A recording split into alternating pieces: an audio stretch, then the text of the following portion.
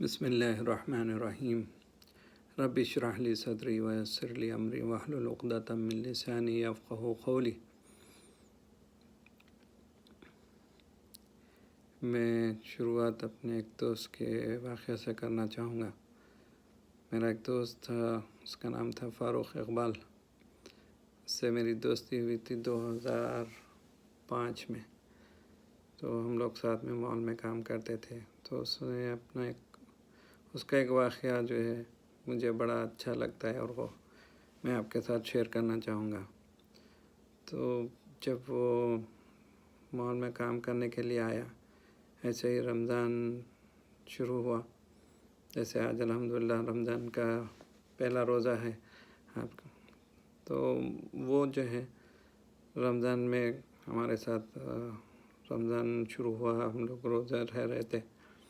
تو وہ اپنا رمضان کے بعد قصہ اس کا پتہ چلا کہ بھئی وہ رمضان جیسے ہی ختم ہوا تو وہ بولا کہ بھئی جو ہے عید کے بعد جو ہے اس کو ایک صاحب بولے کہ بھئی چلیے نماز کو۔ تو وہ بولا بھئی کہ ہم تو آزاد ہو گئے کل، مذاق سے بتایا اپنے دوست کو کہ ہم تو آزاد ہو گئے۔ تو اس کے دوست نے کہا کہ بھئی نہیں، کوئی آزاد نہیں ہوئے بھائی صاحب، آپ شیطان نہیں انسان ہیں، چلیے نماز کو۔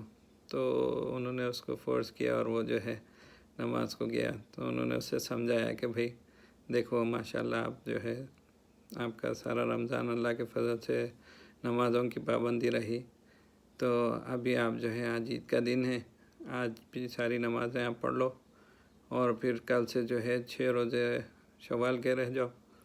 تو وہ بولا کہ بھئی میں تو کبھی رہا نہیں۔ تو صاحب بولے کہ بھئی نہیں، پہلے نہیں رہے اب رہو۔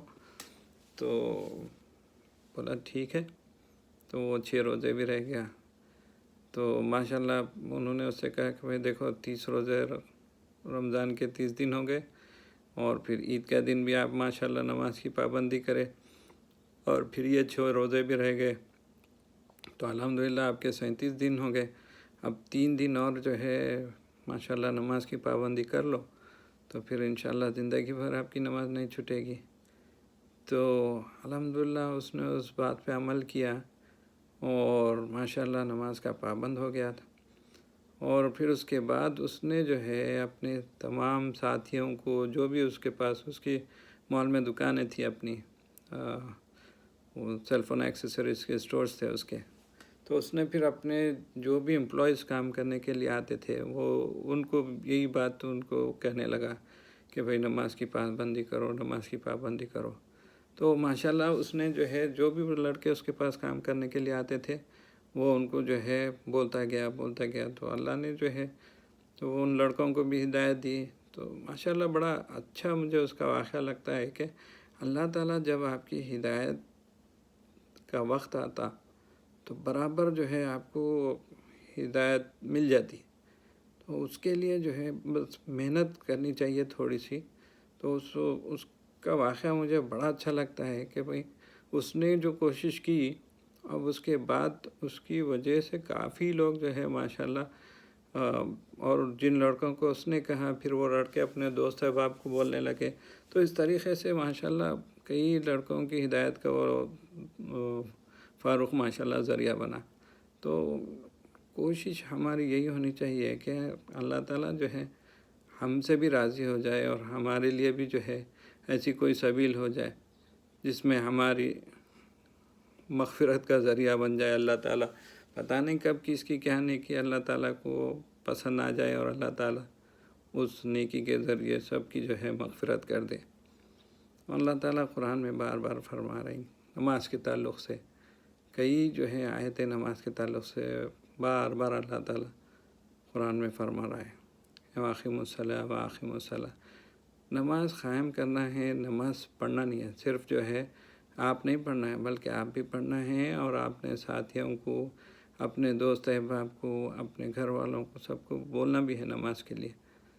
تو میری اپنے تمام بھانجے بھانجیوں سے اور تمام جو ہے دوست احباب سے میری گزارش ہے کہ بھائی خود بھی نماز پڑھیں اور اپنے ساتھ جو ہیں ان سب کو نماز کی توفیق کے لیے کہیں۔ تو اللہ تعالیٰ جو ہے ہماری عبادتوں کو، ہماری نمازوں کو، ہمارے روزوں کو، ہماری دعاؤں کو سب کو قبول کرے۔ ایک دوسرے کے حق میں دعا کرتے رہیے، اور اللہ سے دعا ہے کہ اللہ تعالی ہم سب کو جو ہے نماز کا پابند بنائے۔